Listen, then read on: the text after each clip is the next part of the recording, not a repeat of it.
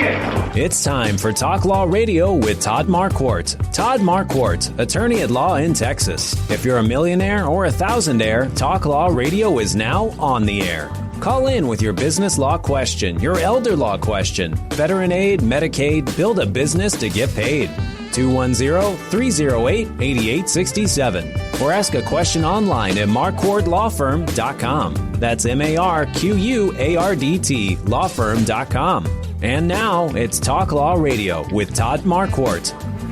Welcome to Talk Law Radio. I'm Todd Marquardt on the radio, on Facebook Live, on YouTube, and on talklawradio.com.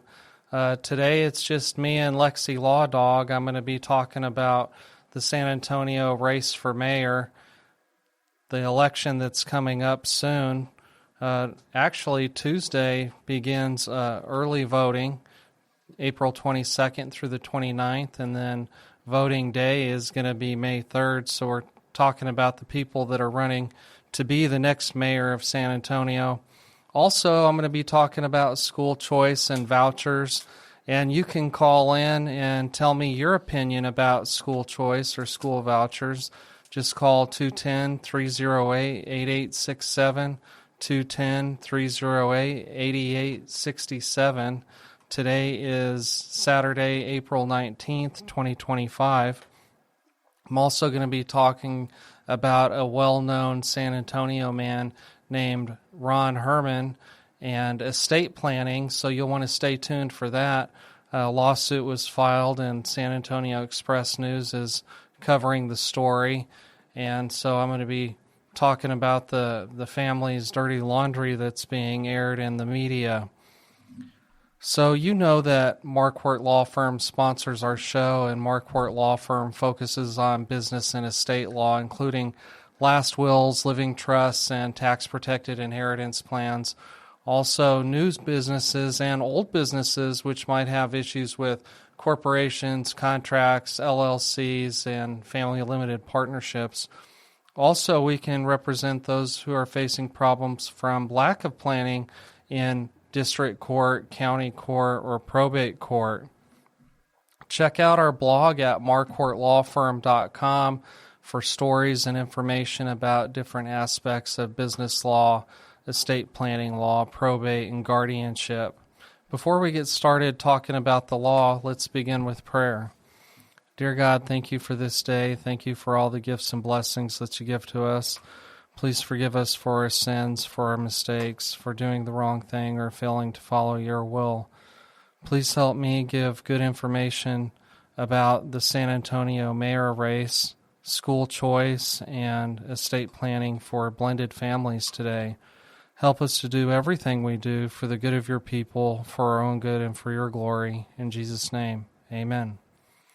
Now it's time to discover your legal issue blind spots by listening to me talk about the law on the radio. You see, in the beginning, God had one law. Don't eat from the fruit of that tree. Then he gave Moses the 10 Commandments. And now we have lawmakers in municipal, state, and federal legislatures that won't stop creating new laws that impact you without you knowing it. So I'm here to tell you about those legal issue blind spots. And the first one is the mayor, the election. Does it matter to you who the mayor is of the city of San Antonio? Does it matter to you what their policies are? Does it matter to you what their education, background, and experience is? Give me a call right now at 210-308-8867, 210-308-8867. Does it matter to you if they tear down the Texas Pavilion, the former home for the Institute of Cultures in San Antonio? Does it matter to you if they replace it with another stadium for the Spurs or another stadium for the San Antonio Missions baseball team? Would you like to see all of these athletic venues in one spot downtown? Do you think that will create prosperity in San Antonio? Or do you think that the mayor should focus on other things like police and crime and roads and housing. Well, I've been interviewing a lot of the candidates for mayor. I'd like to interview all of them. Some of them are invisible because I can't find their contact information online. And some of them have not yet accepted my invitation to be a guest on the show. But I'll sort of share with you some of the episodes that I have had. And let's see here. Trying to find my notes. I'll let you know why I've been talking to them and the questions I've been answering. But I'm encouraging you to search podcasts everywhere for Talk Law Radio, San Antonio Mayor, and YouTube. Just search for Talk Law Radio and find the Lady Justice and the red, white, and blue logo, and you'll see some recent episodes there, my interviews of people that are running to be elected mayor in the city of San Antonio, because this is bona fide news with a value designed to inform the public and not just further any one candidate's campaign. The candidates for mayor shared their experience and background as well as the policies for San Antonio, how they make decisions, what their guiding principles are, how they're different from the other candidates, and what they want their legacy to have been for San Antonio if they're elected mayor.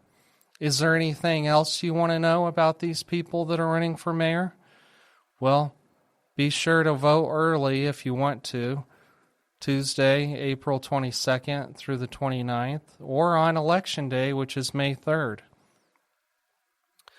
I've been doing this for about a month now. Last March 15th, I had Michael Samaniego, Jade McCullough, and Christopher Reyes on the show. March 16th, I had Robert Melvin. March 23rd, I had Dr. Tim Wesley. March 29th, I had Santos Alvarado. March 30th, I had John Courage and James J. Melvin. April 6th, I had Gina Ortiz-Jones. And tomorrow at 4:30 in the afternoon, you can listen to 9:30 a.m. The Answer. I'll be interviewing Rolando Pablos and Dr. Adriana Rocha Garcia. So tune in tomorrow at 4:30 in the afternoon on 9:30 a.m. The Answer Radio. So this is where you get to air your voice. Talk to me on the radio right now, Saturday, April 19th, 2025, about what concerns you about who the next mayor is going to be. We're not just talking about the election, we're talking about the issues that are going on in the city of San Antonio right now, from public safety to affordable housing, education, transportation. What's on your mind when you think about casting your vote?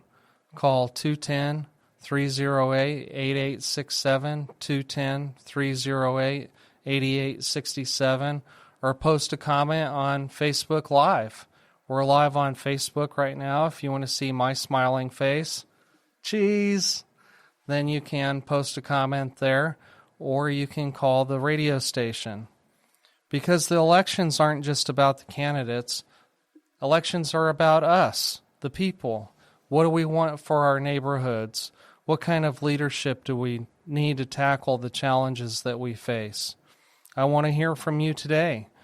What's one issue you think the next mayor must absolutely prioritize?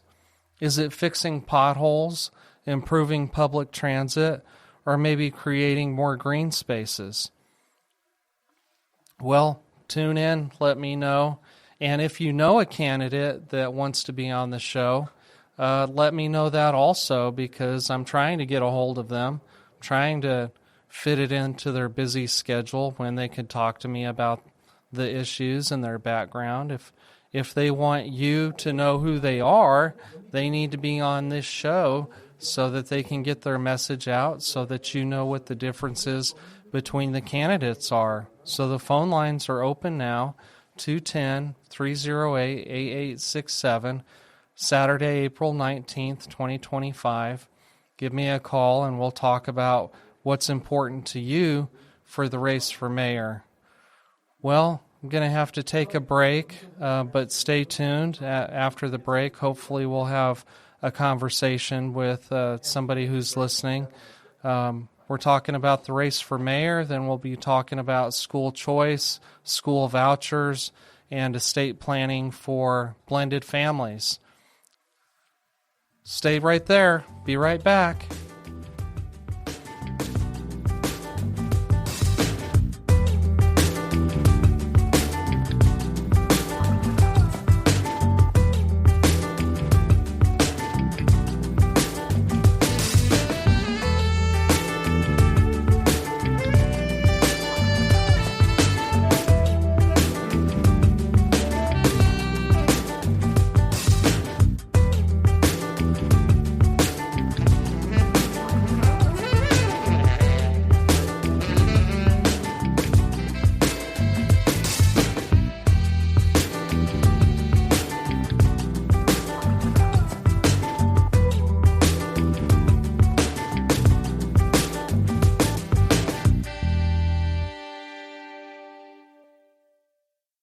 Don't wait until it's too late. Spring is here and it's the perfect time to review and update your last will or living trust. Have you recently moved, have changes in your health, or had a change in your family? If so, your current documents may be outdated and ineffective. Don't risk your wishes not being protected. At Marquardt Law Firm, our experienced attorneys can help you update your documents and ensure your future is secure. Call today at 210-530-4278. That's 210-530-4278 or visit marquardtlawfirm.com.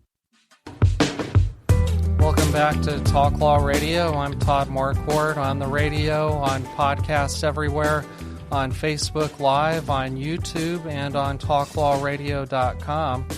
I was just talking about the mayor's race and how I've been interviewing some of the candidates. And candidate for mayor Clayton Perry called in and said that he did want to set something up so that he could be interviewed, so that you can get to know him a little bit before you decide to vote Tuesday, April 22nd through the 29th, or on May 3rd. Now I'd like to switch gears a little bit and start talking about the school choice, school vouchers issue. What do you think about that? The Texas legislature has passed a couple of bills. Senate Bill 2 has passed both the House and the Senate. I believe that House Bill 2 has only passed the House. And so I'll try and tell you what I know about those two bills. But I also want to hear from you about what you think about school choice. Is this the worst idea ever, or is this the best idea ever? I was scrolling through X, formerly known as Twitter, to find some opinions. And of course, that's the platform where you get to see the most extreme opinions. So I'll share some of those with you.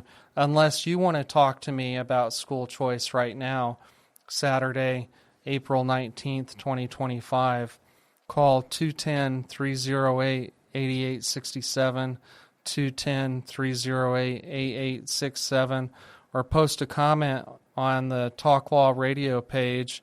We're live on Facebook right now. So we're going to be talking, this is a legal issue blind spot, school choice, because the way that schools are funded in Texas are partially through the property taxes, and everybody pays property taxes one way or another. Even if you're renting, part of the money that you pay for rent, the landlord is going to use to pay the property taxes on the property. And so if property taxes were lower, everybody would save money, including presumably those people that are paying rent.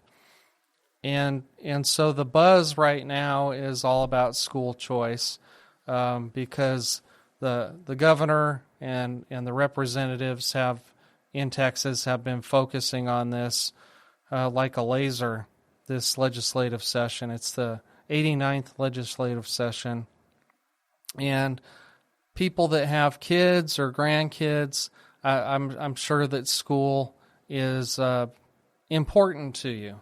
Whether you send your kids to public school or private school or charter school or homeschool, you're doing so for a reason, because that's where you think that your child is going to thrive, going to learn the most about math, reading, science, history. And so do you think the best forum for that is public school? Do you think it's a religious type school? Do you think it's a charter school with a different kind of admission? Or do you think it's homeschool? Do you think you're the best teacher for your child? I've been reading Mahatma Gandhi's biography, and I'm in the part of his biography when he was talking about educating children. He lived in sort of this communal farm where there were kids that were outside of his family, and he made it his mission to teach them as well. And he focused on teaching character first. And he said if they can learn that, then they can learn other things as they get older. And so that was like a type of homeschool where he was educating other people. And he really felt that it was his duty and mission to do that. And I've had some friends over the years who have felt the same way, that homeschool was the best school. And I've had some friends, too, that wanted their kids to be educated at a church school. And I've had friends, too, that have had sent their kids to charter schools, which are paid for by the state, but some of them have strict entrance exams and qualifications to get in. And then there's, of course, public school. Probably most people do it that way. But do you think that the state of Texas should be setting aside public money to pay for some people to send their kids to private schools? Call me. Talk to me. Some people argue that school choice is a game changer for families, empowering them to find the perfect fit for their kids and their unique situations, fostering healthy competition among schools. Of course, other people say that when you take away funding from the public school and give it to a private school, that you're hurting the public schools. It's my understanding that the way the governor and the legislature are trying to set this up for Texas this year is that it's a both-and proposition, that public schools are going to be getting more money, teachers are going to be paid higher salaries, and they're going to be setting aside some money for educational savings accounts so that people with low income or disabilities can go to private schools too, have the opportunity to go to those schools. So I have some other questions for you. Call me at 210-308-8867, 210-308-8867. Have you or your family benefited from school choice or a voucher program? Or do you plan to benefit from that through this program in the state of Texas? Do you think these programs strengthen or weaken public education in the long run? Or if you could design the educational system, what would it look like?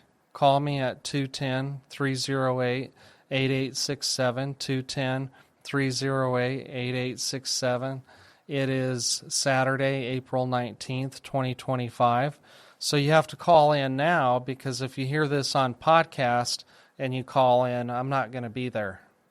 So this is now Saturday morning. It's about 11:23. I'm going to tell you about some similarities and differences between House Bill 2 and Senate Bill 2. House Bill 2 is a public education and public finance bill with an emphasis on increased funding for schools. Senate Bill 2 establishes educational savings accounts, to fund private schooling and homeschooling. You think that's a good idea, or do you think that's a bad idea? Some people on X, formerly known as Twitter, say that it's a way to help the rich get richer, to help them save money. It's for the elites. What would you say to that? Do you feel like that because you send your kids to a private school that you're somehow rich or that you're an elite? Let's talk about it. Call 210-308-8867, 210-308-8867. House Bill 2 allocates over $8 billion for public education, including $3 billion per student funding and teacher pay raises, $1.5 billion for special education, and nearly $1 billion for additional funding. I read somewhere that this is coming from a surplus in the Texas budget. Is that what you heard? Call me at 210-308-8867, 210-308-8867. Senate Bill 2 is said to provide public funds for families to pay for private school tuition, homeschooling, and related expenses, including $10,000 per student annually for private tuition, $11,500 annually for students with disabilities, $2,000 for homeschooling students, or $2,500 for those homeschooling with disabilities. The funds are supposed to be managed through state-administered educational savings accounts, and some people say it protects private school autonomy by limiting state interference in the curriculum, admissions, or religious practices. So that there's a difference between the bills there. The Senate version has stronger language than the House version. How do you feel about school choice or school vouchers? Do you wish that your kids had the opportunity to attend a private school? Do you think that public schools are a den of drug dealers and troublemakers, and you wish that your kid could go to private school where discipline is more easily administered?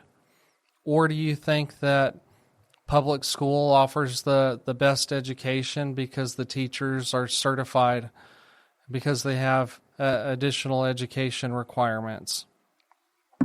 Well, let's go to some of the opinions through X, formerly known as Twitter. Miss Darling says, let's be clear, school choice isn't about helping kids. It's about public funds feeding private networks, charter operators, tech vendors, real estate developers, lobbyist-backed nonprofits. This isn't reform, it's redistribution from classrooms to boardrooms. So you heard an opinion. Do you have an opposing opinion? Would you say that private school or school choice is going to help more kids? Or do you think that it's just to give more funds to public interest groups or lobbyist groups? Or do you think it's about enriching what this lady said, charter operators and tech vendors? Here's another one. Anan, a mouse, that's her handle on X, formerly known as Twitter. Today, property tax reform was an afterthought. You gave my property tax dollars to the wealthy so their kids can go to a private school that most kids can't even apply. So it's my understanding that the private schools don't have to compromise their admission standards. If somebody with low income can meet the admission requirements and standards to get in, then it's just a way to pay for that to help them be able to afford to attend that school. Of course, other people have an opposing view there. Here's another opinion. by someone called Burl Robertson. He says, let's make this clear. You fought for your donors and the elite. Just tell the truth. I had mentioned that objection. Well, we've got to take another break, and when we come back, we'll continue the discussion about the San Antonio race for mayor and school choice. So stay tuned.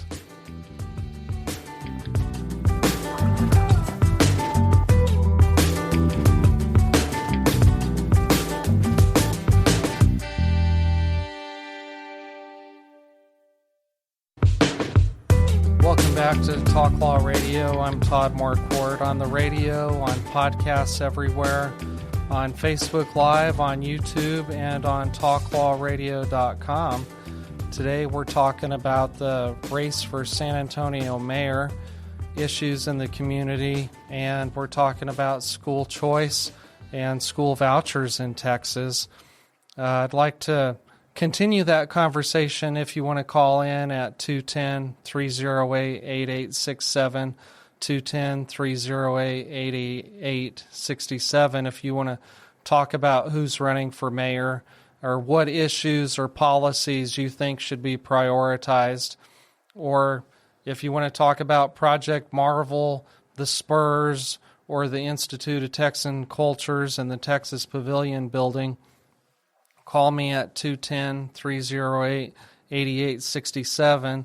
In the meantime, I'm going to start talking about a court case that's been filed against a local business here in San Antonio that was started and built by a man named Ron Herman. But because I'm licensed to practice law in Texas and the State Bar of Texas governs the attorney law license, I want to inform you about the law, but legal advice must be tailored to the specific circumstances of each case. And so don't take anything I say on the radio right now that's just general in nature and supposed to be educational as legal advice for your unique legal situation. You need to hire an attorney to do that, to give you specific legal advice. And of course, you know Marquardt Law Firm sponsors the show, and attorneys at Marquardt Law Firm focus on business and estate law.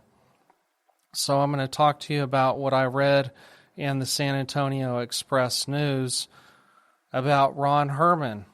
He's a longtime San Antonio businessman and rancher, and he built an empire for his family.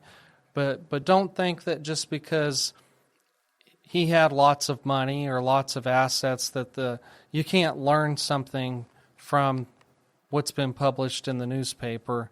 And that takes me to another point where if you don't want your dirty laundry aired in the public forum, then you should really focus on how to reduce family conflict and maximize family harmony.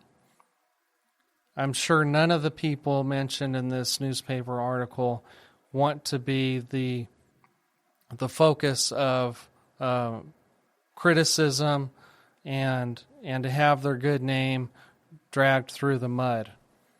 But Ron Herman, so this is sort of like his legacy that I'm going to tell you about here. Some of his assets included Columbia Industry, once the world's largest maker of bowling balls, known for its innovative plastic Columbia 300 line of balls. Ron Herman also had Grady's Barbecue. It was a good place to go. I remember taking my mom and my grandmother and my family there back in the day. But I think all of their locations have closed. Ron Herman also co-founded Western Beverages liquor store chain, also known as WB Liquors. And he was a charitable person. He gave generously, and he's donated millions of dollars to San Antonio area nonprofits under the Herman Family Charitable Foundation and the Herman Zeller Foundation. From what I could discern from this newspaper article in the San Antonio Express News, Ron Herman had children from his first marriage, David, Karen, Carol, and Helen. And then he was married to Karen, and through his marriage with Karen, there was Emily and Austin.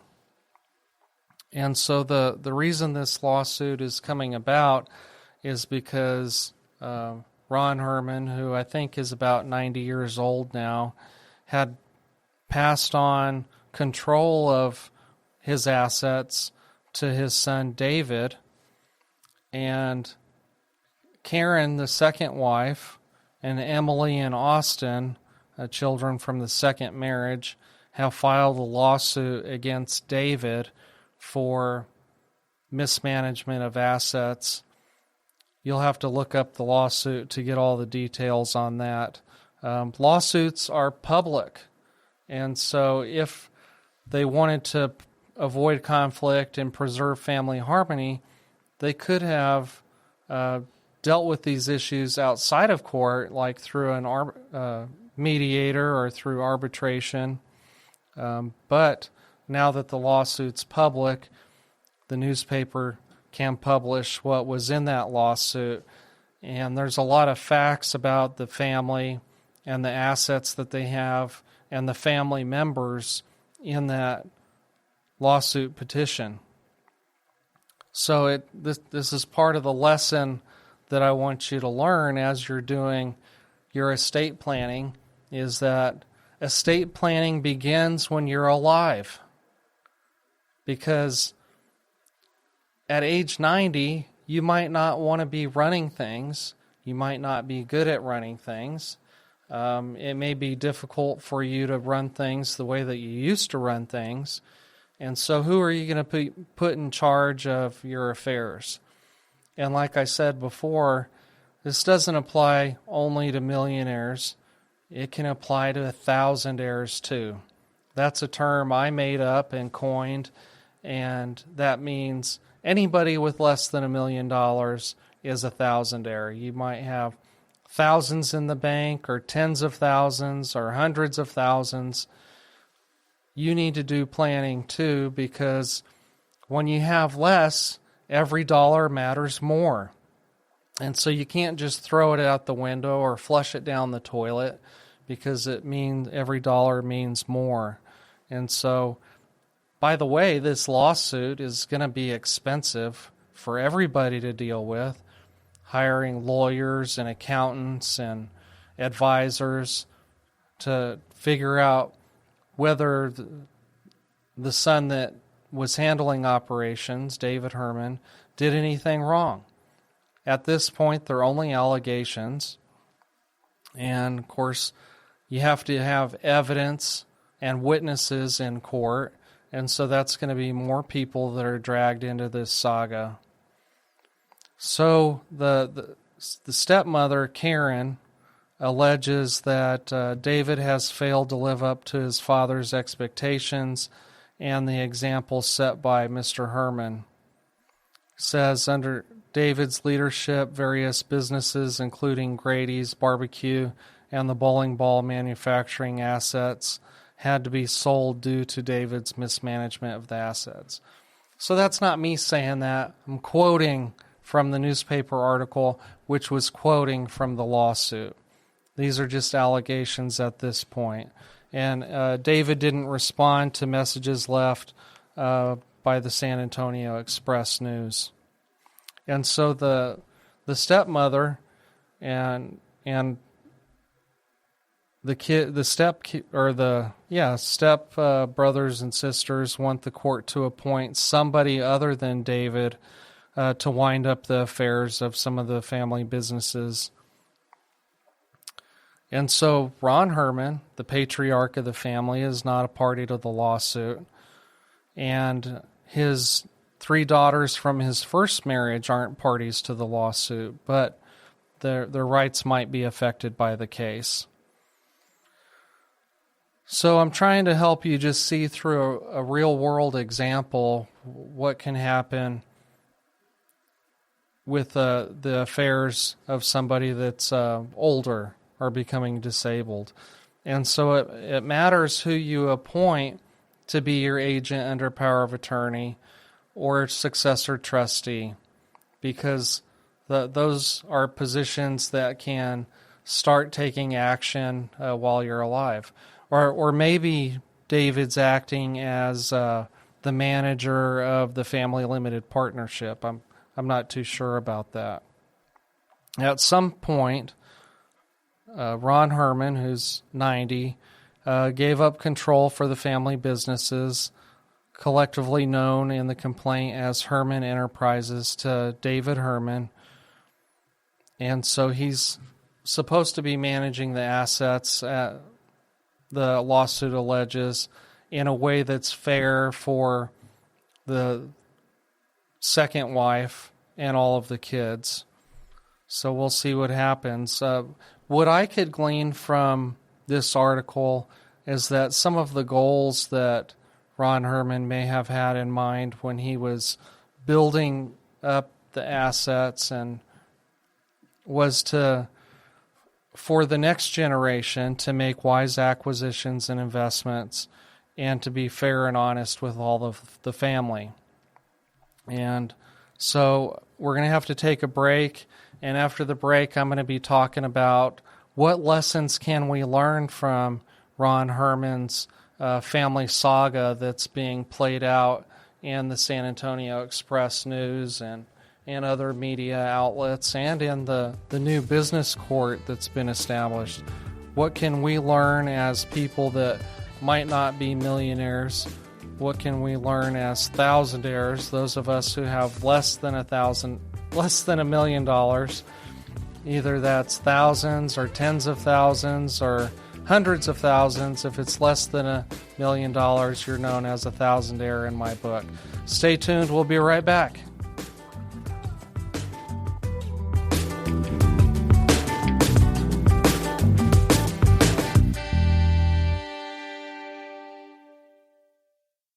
Don't wait until it's too late. Spring is here, and it's the perfect time to review and update your last will or living trust. Have you recently moved, have changes in your health, or had a change in your family? If so, your current documents may be outdated and ineffective. Don't risk your wishes not being protected. At Marquardt Law Firm, our experienced attorneys can help you update your documents and ensure your future is secure. Call today at 210-530-4278. That's 210-530-4278, or visit marquardtlawfirm.com. Welcome back to Talk Law Radio. I'm Todd Marquardt, attorney in San Antonio, Texas, talking to you about hidden legal issue blind spots. And today I'm talking about the hidden legal issue blind spot of estate planning for blended families. So when I say blended family, I want you to imagine the Brady Bunch. Remember, he had 3 sons, she had 3 daughters. I forget the theme song. I should have been singing that to you. I had it in my mind that I was going to mention that as an analogy, but I didn't have the thought of singing to you the theme song until just right now. If you know the theme song, call us and we'll put you on the air. 210-308-8867, 210-308-8867. You can sing the Brady Bunch theme song to all of us in Radio Land. So in the previous segment, I was talking to you about a man named Ron Herman who built a business, several businesses in the San Antonio community, whose net worth is thought to be in the tens of millions, at least as reported by the San Antonio Express News. And a lawsuit has been filed by his second wife and children from the second marriage against David, the son who's controlling these businesses, who was Ron Herman's biological son from his first marriage. So we have a second marriage, and we have a step-parent to David, and we have step-siblings. So how do you plan for that? Even if you think that everybody loves each other dearly. I met somebody one time. She said, we don't have steps in our family. They don't consider each other to be a step-parent relationship or step-sibling relationship. Even if you do feel that way, something that I've noticed over the past 2 decades is that when one of those parents dies, some of the glue that was holding all of those relationships together is less strong, or even fades, even dissolves, not by any intentional action of anyone in particular, just because that person's not around to enhance or flourish those relationships. And one thing I've noticed about blended families like the Brady Bunch is that most spouses want to take care of their surviving spouse financially. So if I'm gone, I want my spouse to be able to pay her bills. But here's a question that comes up sometimes. How much is enough for that spouse to pay the bills? Do you want that spouse to have the same standard of living? Do you think that that spouse should rely on their own retirement income or their own assets that they've built up over time? Do you want your biological children to have to wait until the surviving spouse dies in order to receive their inheritance? I've noticed that sometimes the person who thinks they're probably going to be their surviving spouse, which is usually the wife, because the statistics tell us that husbands usually die before their wives. The surviving spouse is scared to death of poverty or having a lower standard of living. They think, I need to have all of the assets at my disposal so that I don't have to beg for money. But do you want the biological children from the first marriage to receive something, even if the surviving spouse is going to receive something as well? Do you want each of them to receive something at the same time, or do you want some of the beneficiaries just to be waiting until that person dies? If the long second marriage and these children that were born from the second marriage produced long, strong relationships, do you want for those people to receive something at the same time or after everybody else? I've met some people who say they want all of the children, biological or stepchildren, to receive the same share equally. And so I like to find out from people, what's your philosophy about fairness? Do you believe that some people deserve more than others? Or do you think, is your philosophy more based on equal? Some people say fair isn't always equal and equal isn't always fair. I've noticed, here's another lesson, that most families want to avoid conflict and promote family harmony. And it's really hard to do that, avoid conflict and promote harmony, if nothing's in writing. And so, in my mind, if you say, well, this is what Mama told me, or this is what Daddy told me, in the courts we call that hearsay, because there's no proof. It's just something that you're saying that probably benefits you anyway. So there's a low value of trust there. And so here's a philosophy you might live by. If it's not in writing, it's a rumor, because you can't prove it. And written instructions are generally just more real to the beneficiaries because they can see it on paper, they can hold it, and it has more validity to them. And if those writings are done correctly, like by an attorney, those instructions should be legally enforceable. So you could take them to a judge and say, enforce my instructions. Or if you're deceased, then there will probably be somebody that wants those instructions to be enforced. Now I want to switch gears a little bit and talk to you about Texas community property law.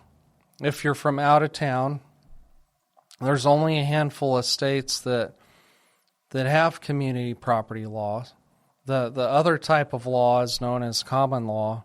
It's more about the name on the title.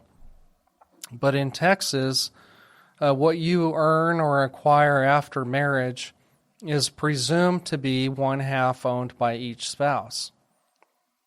What you owned before the marriage is presumed to be separate property. And so you can give your separate property to whoever you want upon death. You can give your one half of the community property to whoever you want upon death. You don't have to give it to your spouse, because your spouse is going to retain her one half interest in the community property as well. So that's Texas community property law. If you're from out of town, find an attorney to talk to you about what percentage of your assets are separate property and what part are community property. Upon death, it's the executor or successor trustee's job to determine which assets were community property and which assets were separate property. Sometimes it's necessary to get a judicial opinion about that. Well, somebody's calling in, wonder what they have a question about, wonder if it's about estate planning for second marriage, blended family types, or whether it's about the San Antonio mayor, or whether it's about the Texas school choice or Texas vouchers.